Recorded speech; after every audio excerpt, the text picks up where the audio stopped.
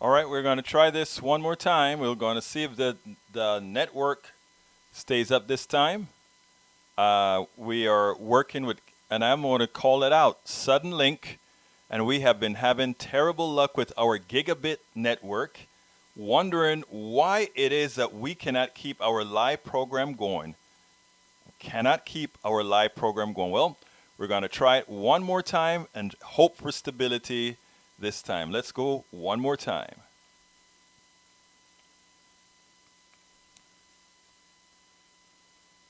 All right, I think we're back up. I think we're back up. Everybody can hear me. Can everybody hear me? We'll see in a minute. Let's go ahead and see if everybody can hear me. What we'll do is we're requeuing everything, so bear with me, folk, as we requeue the program, and then we'll take it from there. Let's see if we still have people. Let's go ahead and find our stream again.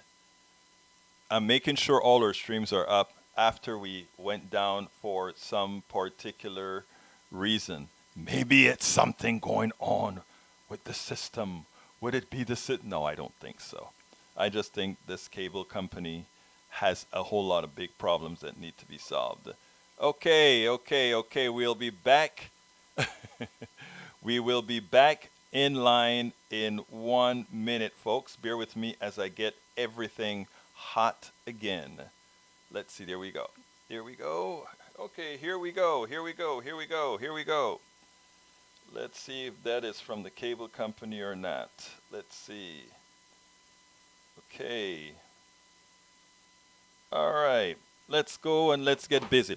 All right, folks. As I was telling you before, before we were broken, that what we had to do is, yes, it is imperative that we assign blame, because right now, Vice President Pence is out there doing exactly that. Now, let me explain something to people.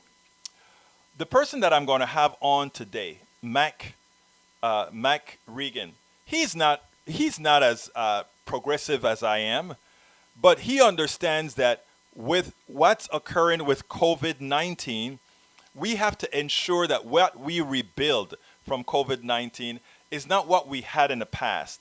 And this person, this author, who calls himself a moderate, realizes that yes, we have to take care of income inequality. Yes, we have to take care of a lousy healthcare system. Yes, we have to take care of a lousy educational system. Yes, we have to stop giving people the figment of their imagination that somehow we in the United States are the best. In healthcare, we are 43rd.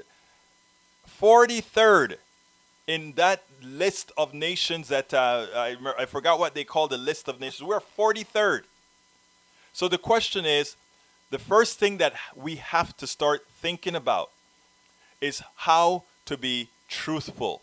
And you're going to hear him talk a whole lot about that. But before we get there, I want you guys to be aware of what's going on, okay? And if you take a look at the program notes in the blog post for the program, I lead into several, what should I call these? Several articles. And I think it's important that we take a look at these articles. And the reason why, my friends, is simple. It's simple. Let's take a look at the first article that I have is called Texas Republican Politicians and Pastors Will Cause the Deaths of Many in Their Pew and the Population at Large. Check this story out. In Harris County, we have the judge of Harris County. In the way our county, each county has a judge, the boss of the county. And this young lady, Lina Hidalgo, she created a stay-at-home order. Now we have the most vile pastors are suing her, and what they're saying, check it out. It says a hardline conservative power broker and 3 area pastors filed a petition with the Texas Supreme Court Monday, arguing that Harris County Judge Lina Hidalgo's stay-at-home order violates the Constitution by ordering the closure of churches and failing to define gun shops as essential businesses. I want you to think about that. These are 2 pastors These are two or three pastors that you would think care about the well-being of their pew. And what are they doing? They're suing the judge of the county, specifying that she should have kept gun stores open with this stay order, and she should have kept churches open. I wonder what is it about guns and churches that go together. I wonder what is it. But no, these pastors don't care about their pew. They don't care about their members. What they want is they want every healthy member to jump into that church because they don't want that affecting their tithes. They don't want that affecting their income. And why gunshots? Why guns? Why the gun shops? Well, you know, they have to do something that is that seems like they want to do this on constitutional grounds, right?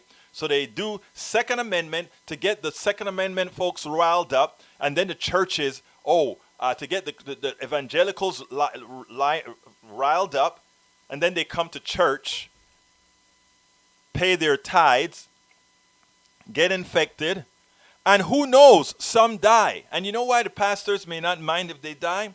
Because I bet a lot of the estate of some of those old folks go directly to the church. These are evil pastors. If you dare try to say, keep the churches open, we know the coronavirus is transmitted much easier than even Ebola. But these pastors are saying, keep the churches open. Keep the churches open. That is a shame. Mr. Lee Grant, I think if we want to be honest, it is evil for a preacher to say, come to church when there's coronavirus going around. That is simply evil. It is saying, I'm going to kill some of my members, and who knows, I may get their estate. Pastors, some of these pastors are worse than the scourge of the earth. Because first of all, they offer nothing. They offer nothing material to people. But at the same time, right now, these guys are messing with the lives of people who have faith in them. That is shameful. Other story I want you to take a look at, this one is at Common Dreams. Oh no, this one is at Jacobin actually. There's never been a better time for U.S. to end private health insurance than right now. And they start the article by saying, the coronavirus crisis will lead to health insurance premiums increase by up to 40% next year. We can't afford that. Instead of seeing premiums skyrocket or bailing out private health companies, we need to seize this moment to abolish private insurance and create a single national insurance plan. Only solution. Only solution. And the reason why is that this coronavirus, whether you get it or not, and I want everybody that's listening to me to understand this. You may say, these bills are not going to affect me, so I want to keep my private insurance. These bills are not going to affect me. It's going to affect those people who happen to have gotten the coronavirus. Sit back. Fool yourself. Believe that. Let me tell you what it'll get you. You are going to pay for all those people that have coronavirus right now, because your premiums are going to increase by 40% next year to cover these folks in the hospital. This is not the time. It is time for us to be now honestly pushing single payer healthcare, one insurance plan for everybody that is served by the doctor of their choice, that is served by the hospital of their choice. That is what we should be having right now, folks. That is what we need right now. So Jacobin is right. The U.S. healthcare system is going to be overwhelmed by the coronavirus pandemic for months to come. But when the spread of the virus finally does subside, many of its impacts will be here to stay. They claim we are going to do the testing for free. But that was a figment of your imagination. Because when you got the testing at the emergency room, guess what happened then? You were socked with the $2,000 or $3,000 emergency room bill and all the incidental costs. So that cheap little test was free. But everything else cost you an arm and a leg. Folks, we have the most evil system, and you'll hear my guest, who's a very moderate guy, talk somewhat about that as well. So let's remember that, folks. Don't be fooled. Let's not fall into the trap. Okay, the other subject at hand that I want to talk about are the other, what should I say? The other article that I think is of importance has to do with what is it? Medicare for All, I think, is now very positive in its in where it's at in people's minds. And let me get to the article. Here we go. Before we let me do that one first. The New Poland. New Poland, it says the following. New Poland says the following. Come on up. Don't die on me. Don't die on me. Come on, internet. There we go. As coronavirus spreads, poll shows nearly 60% in U.S. believe political system designed solely to serve the rich. The good thing about this is more people are starting to realize that. New polling out Wednesday backdrop by the continuing coronavirus outbreak shows that most of the country believes the U.S. political system works only for the wealthy and elite rather than for working people. In a survey of 1,002 Americans taken by The Hill and Harris X, 57% of respondents said they believe the political system serves the interests of the wealthy and powerful versus 32% who said it works for all Americans. I'm trying to figure out who is the 31. We know the 1% feels fine. Who the hell are the 30%? Who are these people that don't get that the way that our system works screws us all?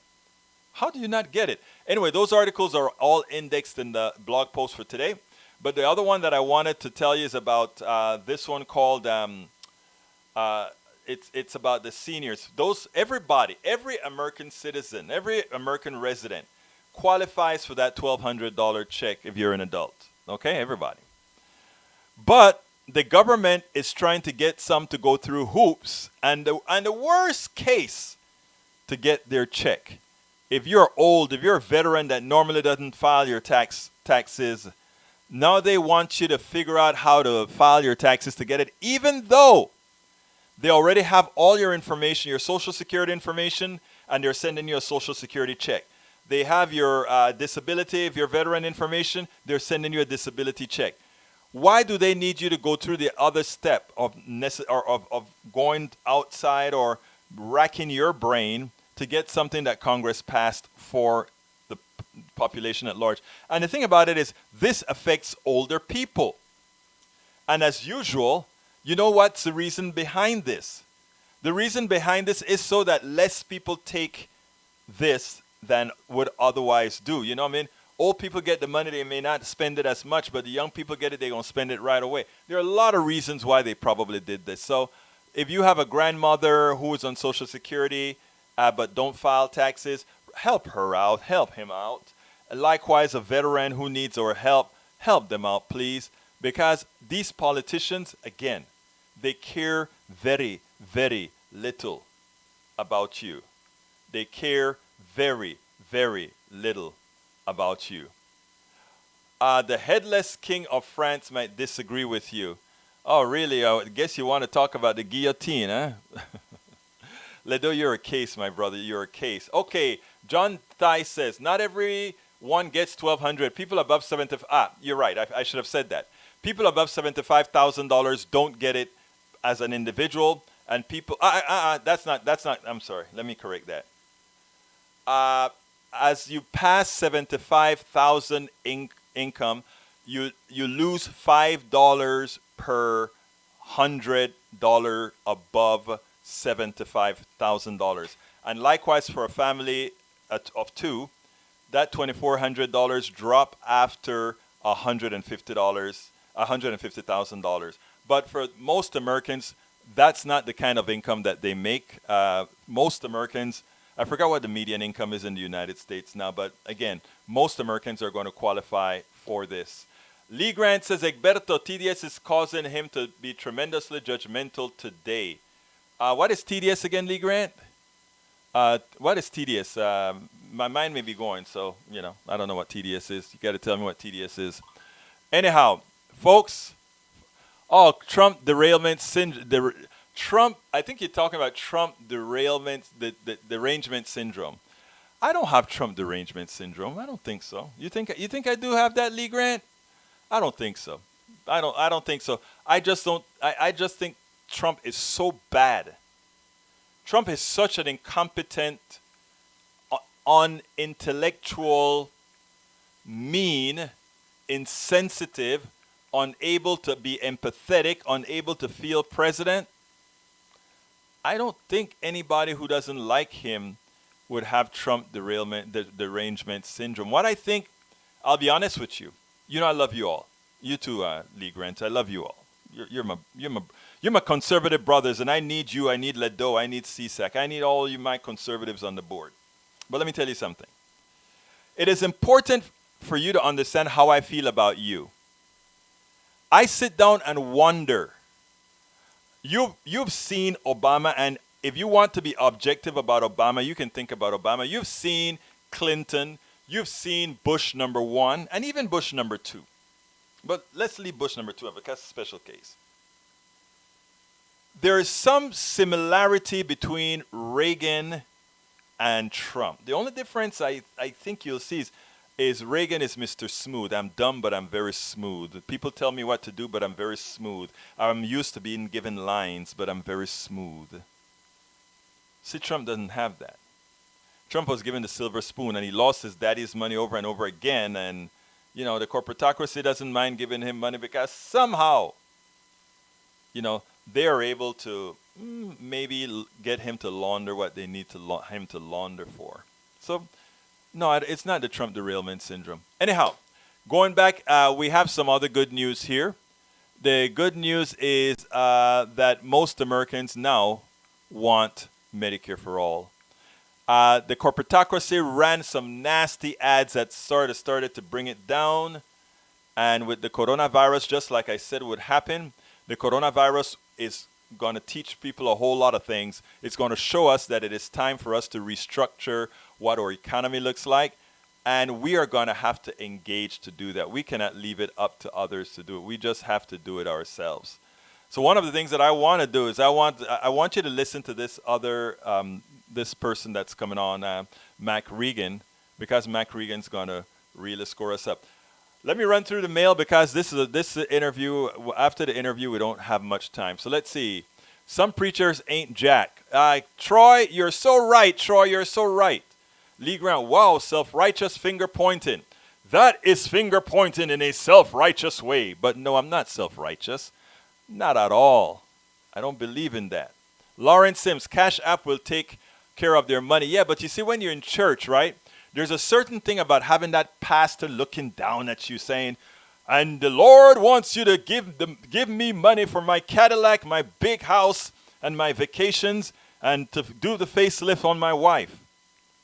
Then staying home and saying that, when you do that, when you're at home with your Cash App and you're home and you're not working, you're going to say, I don't think I'm giving the pastor that today. He needs you in church so that he can continue to brainwash you. Okay. Troy, our tithes, our offerings are going back to dope. Okay, sir. Let's see. Lee Grant, name of one of those evil pastors.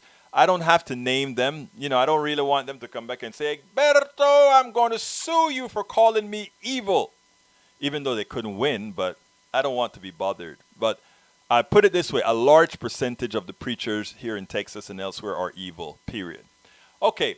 Lawrence Sims says, let's remember the election do matter. And I think that article, I'll look at it later, sir.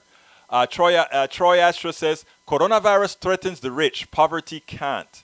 I love, Troy, that's an interesting statement, right? Because they could have all the money in the world. If they have an immune system that can't handle the coronavirus, you're right about that. I answered, though I clarified what Brother Tice has just said to clarify. And let's see, Daniel Ledo, the headless king of France, might disagree with you. Yeah, somebody may want my head. I don't know. Troy Astro, we're not mad at Trump. We're fed up. I love that. we're not mad. We're fed up and we're disappointed that many Americans cannot see what we all see, and it's proven. Okay, Troy Astro says Reagan was a great liar. Trump is a. You know what's the difference though? Trump is a terrible liar, but he doesn't give a damn. I mean, this guy would say the opposite things in the same sentence. I think the problem. I don't. I think he is mentally ill. There's a part of your mind that gives you parameters to work under. I don't think he has that. Daniel Ledo, I learned Egberto is well prepared to take advantage of a crisis for his political ends. Really?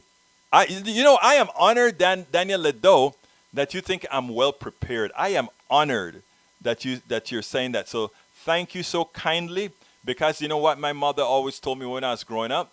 Be good at whatever you decide to be. So when I was an engineer, I made sure to be good when I worked for NASA, Ford, and all these other companies. I was damn good at these companies.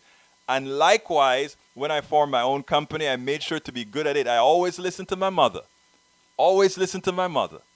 Okay, Daniel Lee Grant says he should try to leverage Corona into a revolution that will bring his socialist communist utopia. No, I want a free enterprise utopia with a very strong safety net. And guess what, Lee? Guess what, Daniel? You guys would love it, and you guys want it. Your ideology doesn't allow you to say that. Daniel says, I believe he is. Well, thank you, sir. We're going to go ahead and play that interview now. Look, guys, I love you all. I really do. And you keep coming by. You keep talking to me. There are certain things that you guys help me with. And that is, by you telling me these things, you kind of tell me what the arguments are out there, some that I may not have known. So I really depend on you. I really need on you. So know that you're always welcome here. Let's go ahead and play the interview that I did this morning with Mac Regan. Here we go.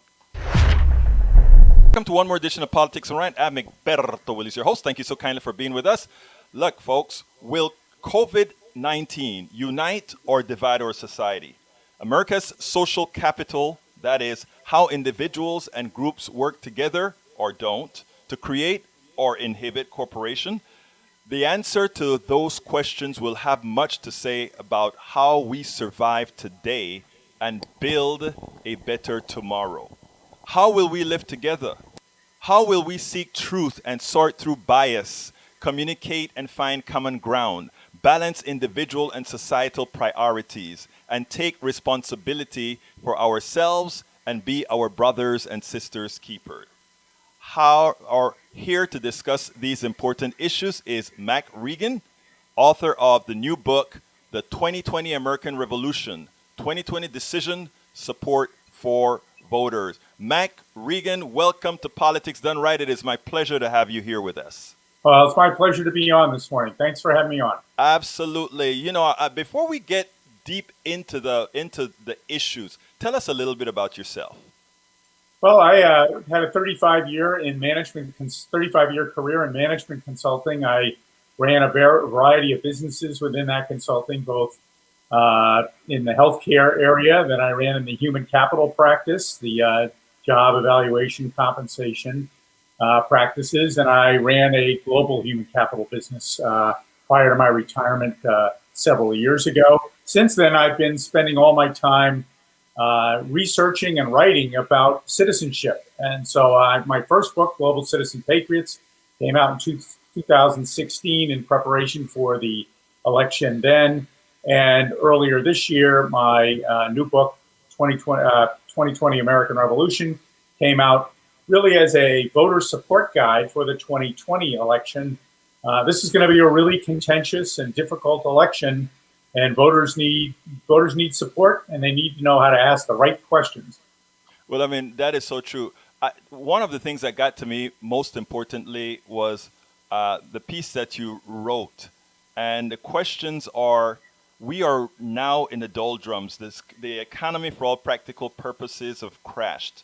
The question is, how do we rebuild from there? And I think a lot of people think about waiting for, okay, we have recovered, now we can think about doing what we need to do. I think what you wrote is more important. We need to start thinking during this crash so that we start rebuilding the processes, both societal and otherwise, to move forward. And you say to that. That's exactly right, Egberto. And I would supplement that by saying that this is complex. We have a lot of issues to deal with. We have gross inequality. We have poverty, child poverty. We have a healthcare system that's ranked 43rd in the world. We have all kinds of social media and media right now.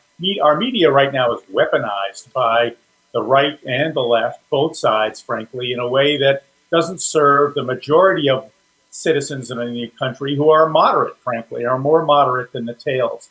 The parties are not helpful. They exist to win elections, not serve us. And think about all the issues relative to climate, all the issues relative to our faulty infrastructure, all of the issues relative to wealth and income inequality. These are really complex, deep issues. So my theory of the book is to really have voters think about these issues not as solution one and solution two and solution three, but let's ask the candidates the right questions that force the candidates to give us a response on those issues that are important. And I've divided the book into sort of an economic capital evaluation. So we have political capital, and we have social capital, we have financial capital, we have built capital, which is infrastructure. We have the most important thing, human capital.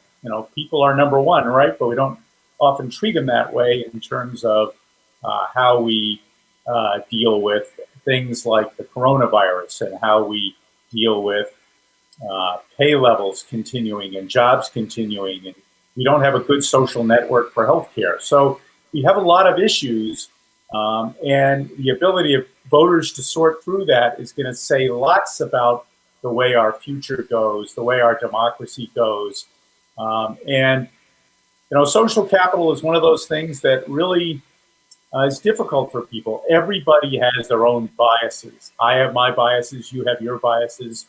I would call those beliefs some days, but other people would call them something else. Let me tell you, the reason I want to stop you right there is because I want to take this in the direction of a paper you wrote, which we'll be publishing at our site as well. And I think it's important because before we get to these solutions, we have to learn how to communicate with folks. We need to learn how to communicate in a manner where people have respect for each other, irrespective of their beliefs, irrespective of all these things. And here's what you wrote a paper titled, Improving Social Capital in the Age of Disease, Disinformation, and Distrust. And I think that hits the nail on the head. You separated that paper into 5 different things that we had to do. And, I am a former, I am still a board member of the Coffee Party, where we discuss a whole lot of civility and how do we have civil conversations. And in looking at these 5 items, I sat down and I said, we could have pasted that in just about every tenet that we have within our structure. So let's go ahead and discuss that. Avoid characterizations such as liberal, conservative, etc. Why don't you expand on that? Exactly. Well, thank you for kind comments about the article. Just to define social capital for your listeners, social capital I define as an asset when it helps us build consensus, trust, and reciprocity. But on the converse of that, it becomes a liability when it creates distrust, a lack of cooperation and division. So what I've suggested in the article is there are ways to think about this as an individual. We can't solve all the dysfunction in the media, at least overnight. But each individual and as a community of voters, we can think about really 5 different things here that might help us get to thinking about social capital in a more collaborative, in a more trustful manner. So the first thing I come up with is really, let's avoid characterizations such as liberal, conservative, nationalist, Democrat, Republican, whether you're a Christian, whether you're agnostic, whatever it is. Let's recognize that really no one single group has all the right answers. we need to work with all those groups. So you need to look beyond that. People need to think beyond that. And the second thing that Before you go relates to to the that, second, because yeah, oh yeah, I love that. I love that. Uh, when I saw that in the paper that you wrote, I was a bit disappointed for one part. I wanted you to expand a little bit more on that section. How in our polarized society, a society with that is bipartisan as opposed to, let's say, many different parties, how do we do that? How do we start to try to talk to folk and say, well, let's drop that I'm a Republican. Let's drop that I'm a Democrat. Let's just talk these issues. How do you first make that approach to convince somebody to vote against your own culture many times? well, I think the answer relies on the fact that look what we've gotten for government with the polarized method, the social distrust, where the Republicans are fighting the Democrats every day. What one says is automatically anathema to what the other thinks. And that is a formula for sure failure politically. So if you, for example, on the far right, just basically are going to believe everything the far right says, or if you're on the far left and you believe everything the far left has. I mean, look when the Obama administration had control of both houses of Congress and the presidency, they put through the Affordable Care Act. Now, I might like the Affordable Care Act because I think we need to deal with our health insurance here, but the Republicans hated it. The fact that they were unable to work together to a better health care solution caused the Republicans, as soon as they got control of Congress and the presidency, to try to repeal it. At the same time, the Republicans, when they got complete power during when they had both houses of Congress, and when they put in the tax reform that really all it did was serve to increase inequality. So I would tell you that compromise and trust and the ability to talk amongst each other is where most Americans are. If you look at the breakdown of American voters, really there's only about 10% on each tail that is far right and far left. Now, there are people that are more conservative than not. There are people that are more liberal than not. But the majority of Americans, 2/3, according to the statistics I cite in the book, are moderate.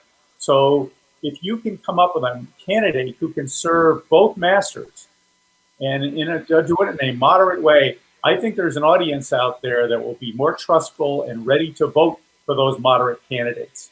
Okay, let's go to the second item because I think you kind of stepped on a number 4, but let's go ahead and do the second one. Yeah, the second thing is that all of us, but particularly the media and we as individuals, need to commit to truth. Where there's no truth, there is no trust. Right. And right now we have a truth problem. So we need to verify as individuals, don't blindly trust the sources that are well-regarded fact checkers and expose yourself to a range of media sources. So right now you have folks who only listen to right-wing news. We have people that only listen to the more liberal news. Well, you know what? We need to balance that. People need to get both sources. In the book, I suggest sources that I think are balanced and present both sides of the story. NPR is a good example of that. But not everything has. So if you read the New York Times, it has a liberal sort of sway, right? If you read the Wall Street Journal, it has a more conservative sway. But both sources are good sources in terms of they try to tell the truth. They have professional journalists writing the articles, and there's a sort of standard that they exist. So you may not agree with the Wall Street Journal and the New York Times on a daily basis, but if you read both, you get a little balance in your life. Let me ask you something as far as truth is concerned. There are certain truths that are absolute, and there are certain things, I won't call them truths, things that are that have some sort of gray in it. How do you determine, how do you fight an issue when we're dealing with absolute truths versus this is my opinion about something? Yeah, two thoughts on that. One, in the book, I would say that American truths are often related to our constitutional values.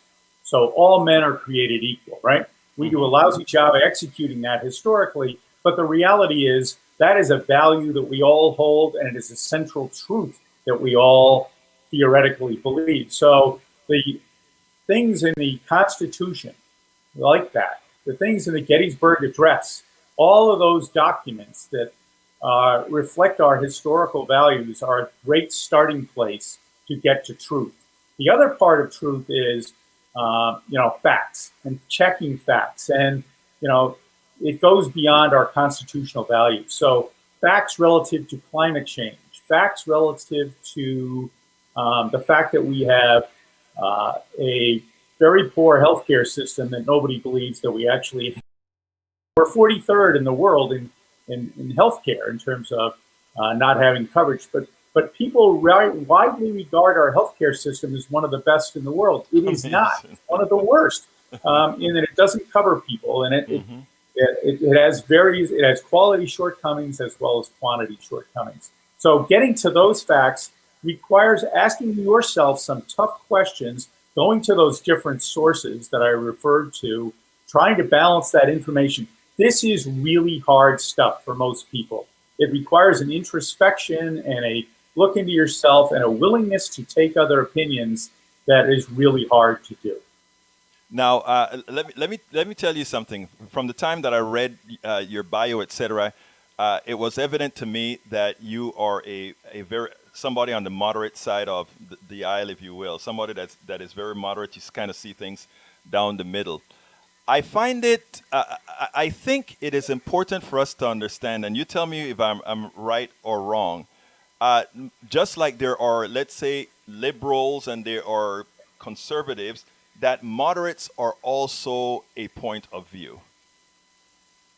No, I think moderates are a point of view. I would characterize myself as a social liberal and a financial conservative, for instance. I figured that. Yeah, Your so management. I think that would be a fair characterization.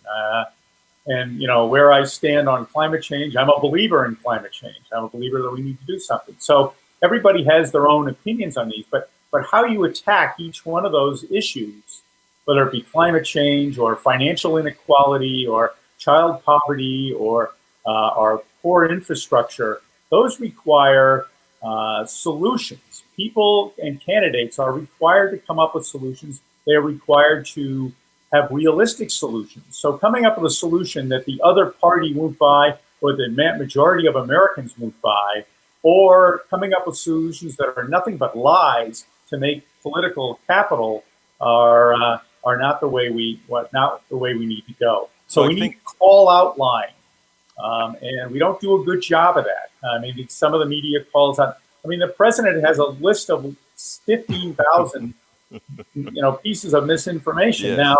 Now, maybe his heart's in the right place on some of this stuff, and maybe it isn't. But the reality is, it's the media's duty to call that out, and it's his supporters need to acknowledge that's a problem and try to persuade his constituents, his members of Congress, that that's a way to lose the election. Interestingly, number 3, recognize the information bias starts from within, because I think that plays a part into what you just said. His constituents need to be able to realize certain things. Where does recognizing that information bias exists sort of play into that?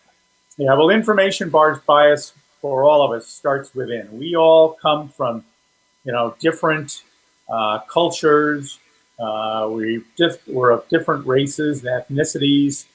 We have different religious beliefs. We have different levels of education. We have different levels of experience in terms of who we've been dealing with and who we work with.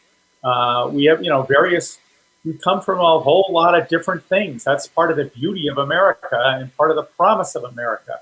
But right now that's dividing us, and we're not harnessing it to full advantage. So we have to understand those confirmation biases. We have to understand where people are coming from and not just automatically assume that we are right and they are wrong, because you're never right all the time. They are never right all the time.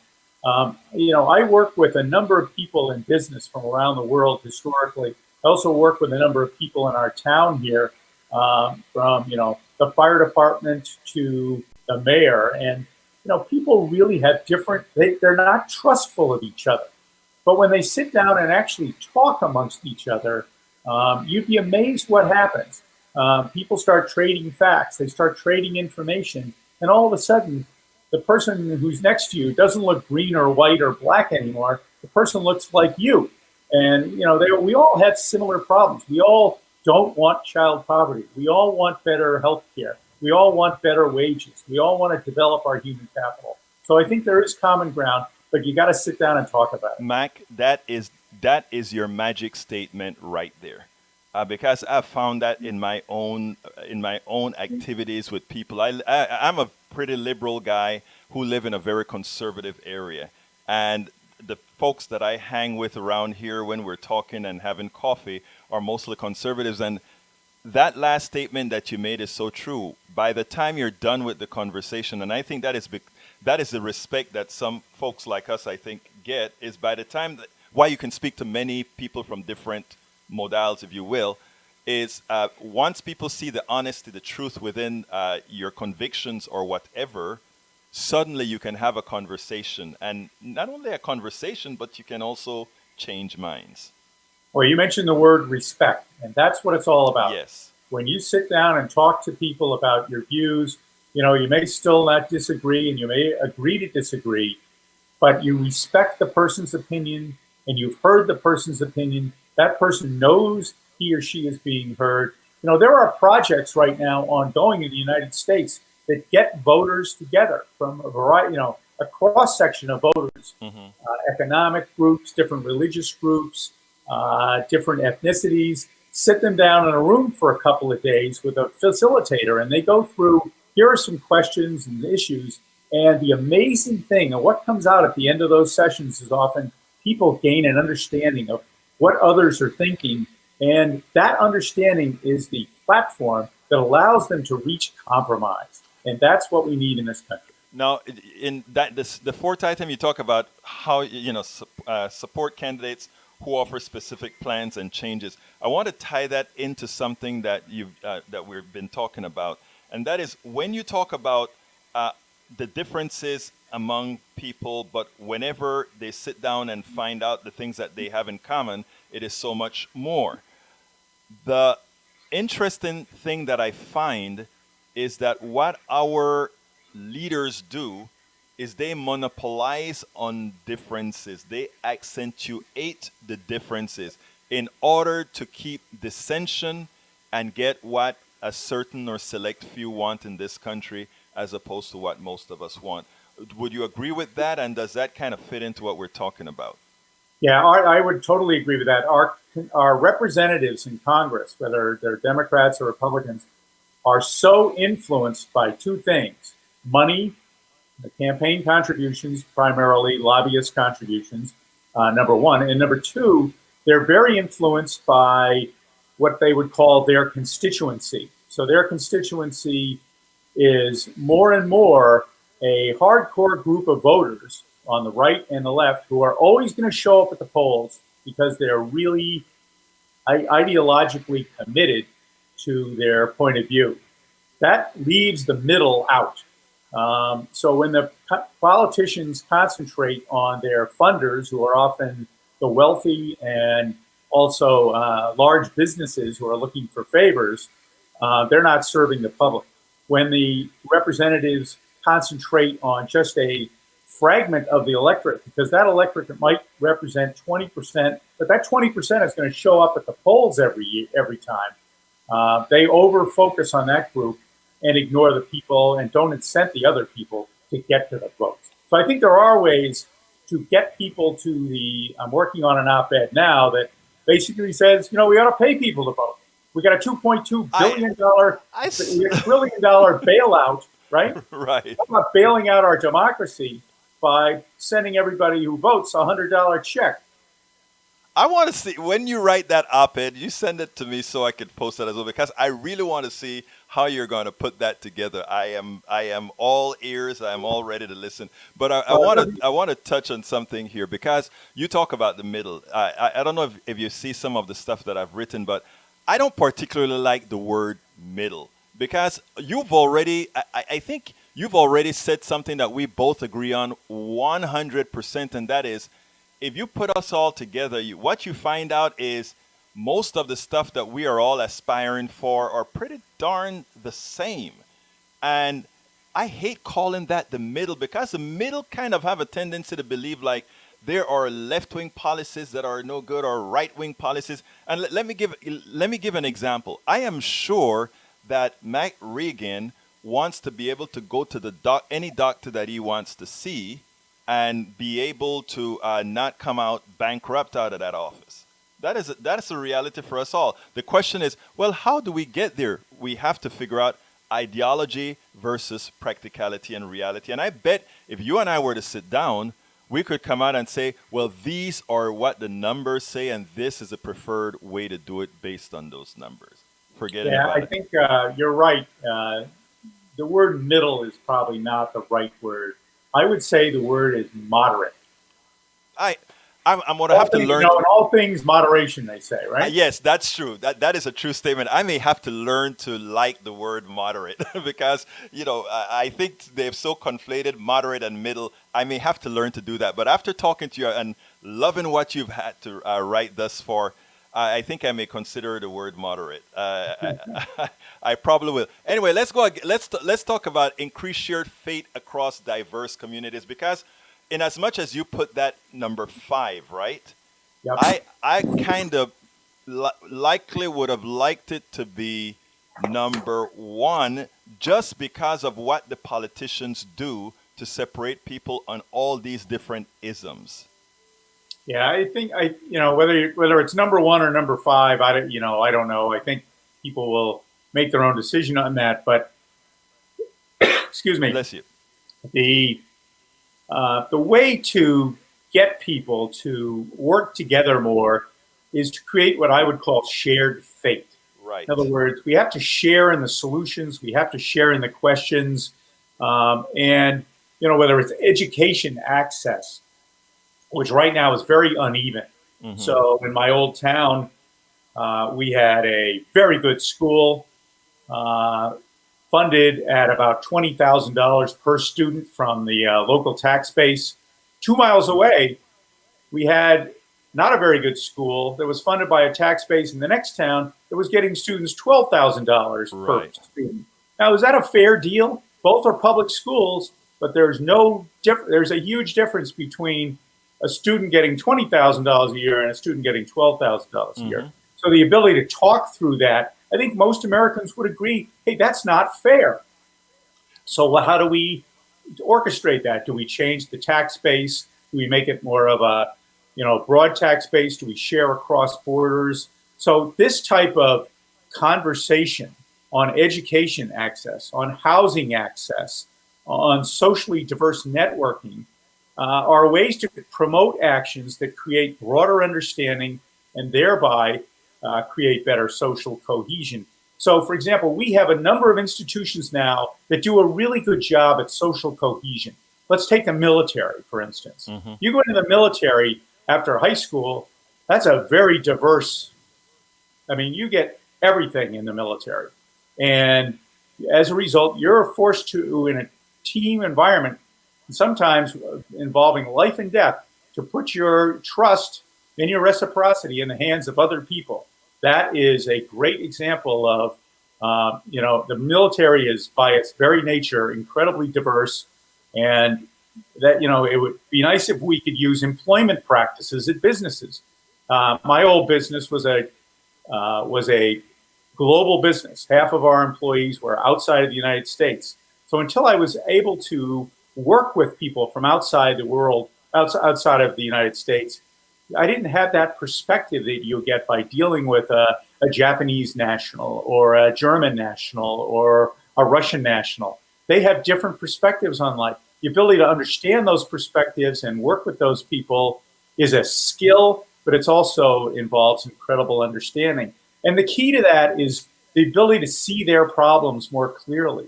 You got to listen to them. The ability to debate. So you might have a firm opinion that is more or less based on facts. They may have the facts more right or more wrong than you think. But the point is, debate helps resolve those questions. It helps us see our problems more clearly. And I mentioned some of the efforts that have been funded by universities and others to bring diverse groups together. I think, we ought to make that part of our democracy. We ought to regularly do that in the states, in the localities, bring people together, have them discuss these issues. It might cost us a few dollars, but what's the price of democracy, right? Absolutely. Now, I want to get a little bit off subject because you brought it up, and I want to expand on it a little bit because I've spoken about this a whole lot. You just said something that about the school, let's say school districts. A school district, adjacent school district, because they have different tax bases. One group may get 12,000 per student, another get $20,000 per student. How My answer to that is simple, really, and that is the tax base should be for the entire darn country, if you will, and every student get the same access to education. That would be my solution. However, what that means is that 20,000, that place that was getting $20,000 likely does not get 20,000 anymore. One of the biggest problems in America is for those who have had the privilege of having the most. When we start to speak about everybody having equal access to success in a limited, where there is a limited sized pie, it means those who were used to getting more may have to do with a little bit less. How do you handle that issue? Well, I think you handle it over time.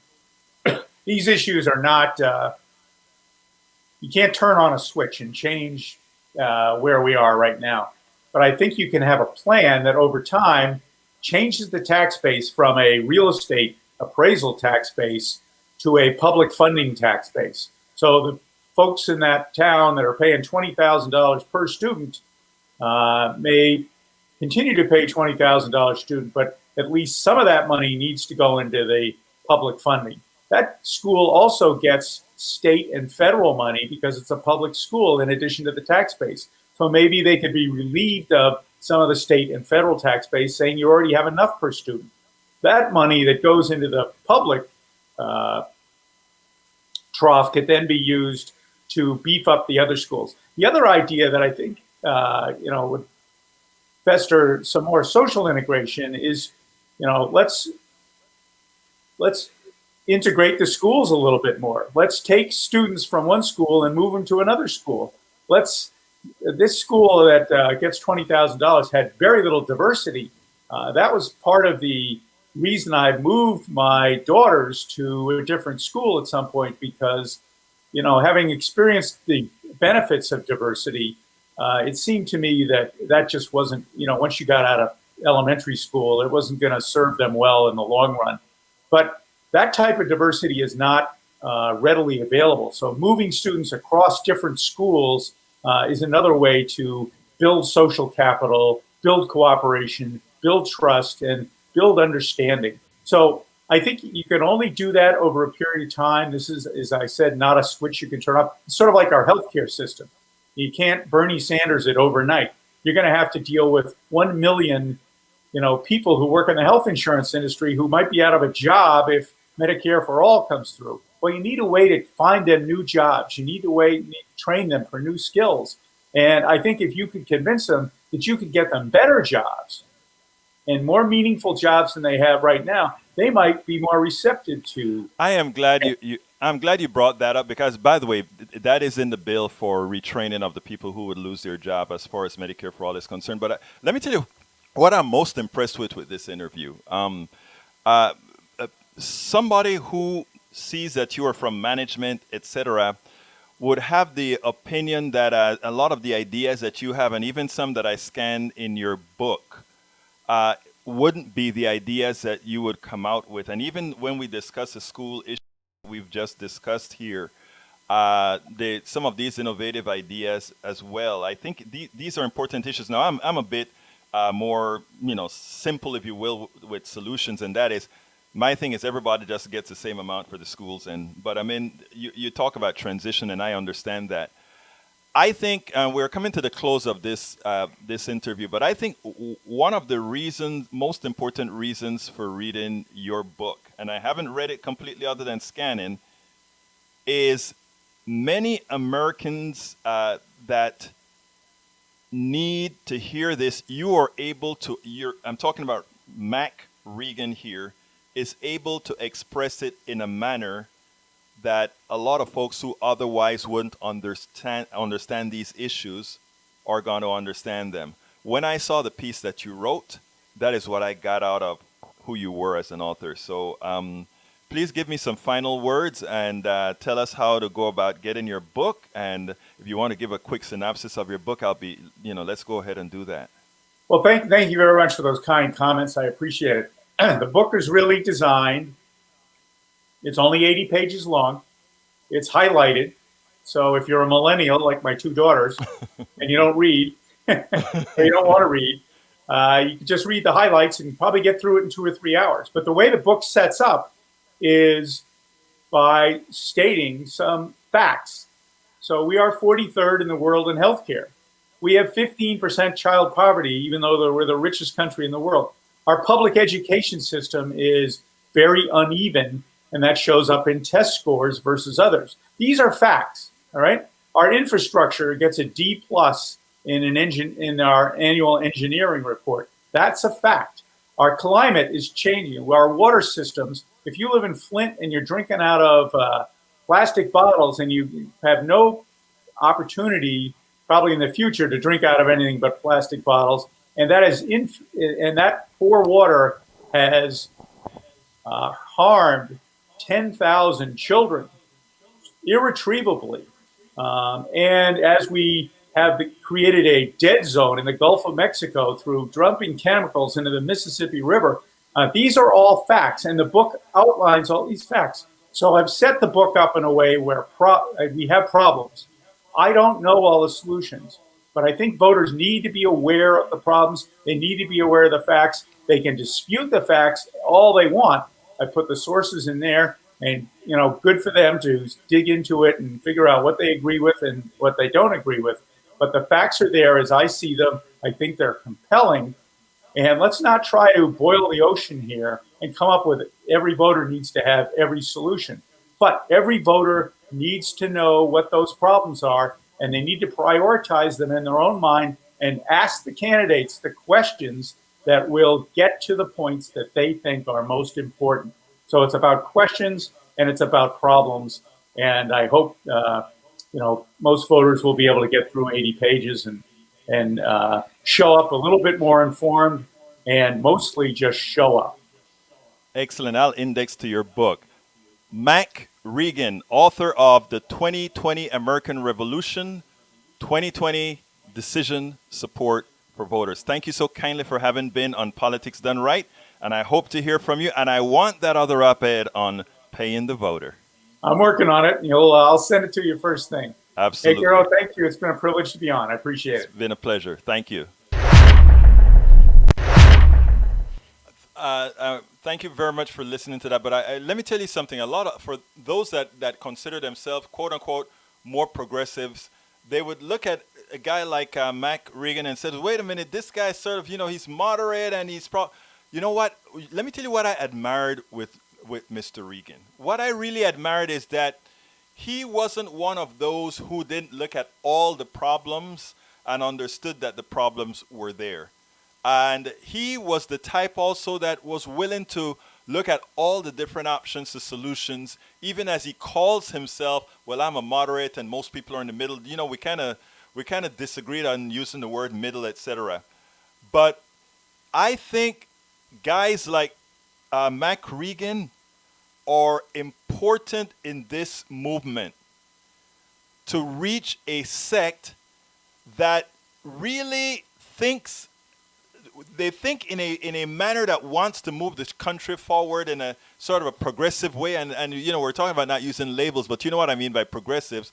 And at the same time, we're able to reach those that are scared for those younger folk or those others that they think just don't get it. Because he's been around.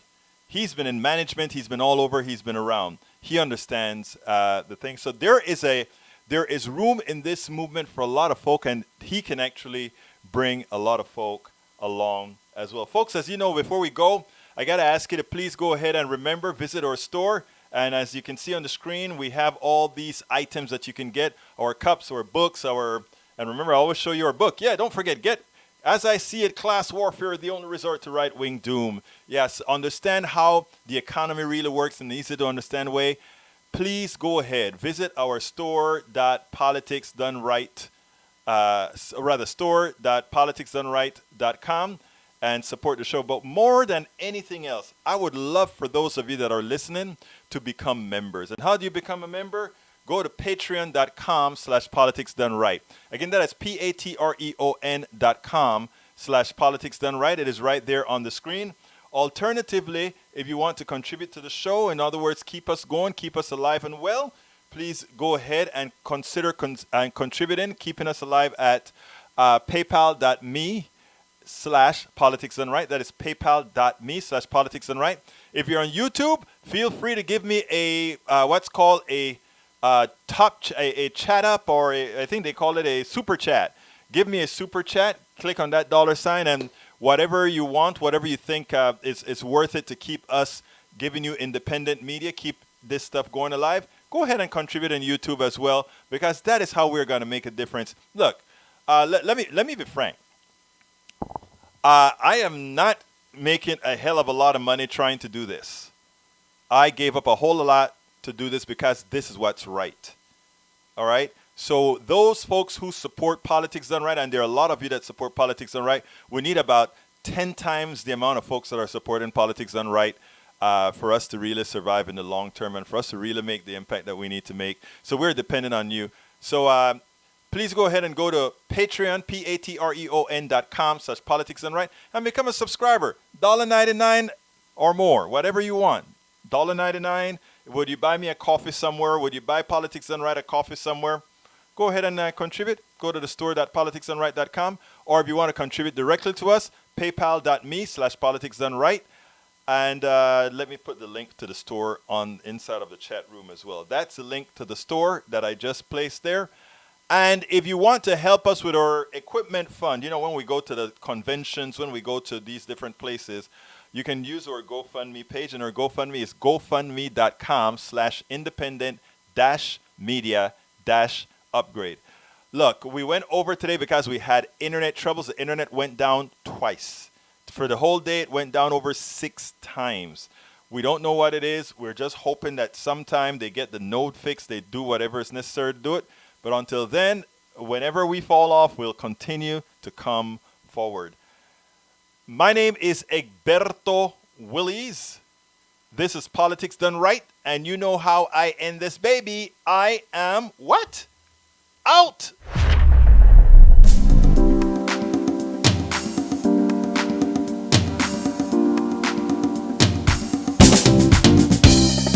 Welcome to Politics Done Right.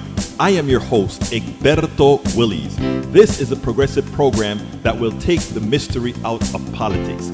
This is the program that will encourage you to make sure government becomes we the people. Whether you are liberal, progressive, conservative, or otherwise, you get to air your point of view. We are an independent media outlet that, unlike mainstream media beholden to corporations, we only owe allegiance to you. Remember, you can also send me a tweet at EGBERTOWILLIES. That is at Egberto Willies. Let us engage. It is Politics Done Right.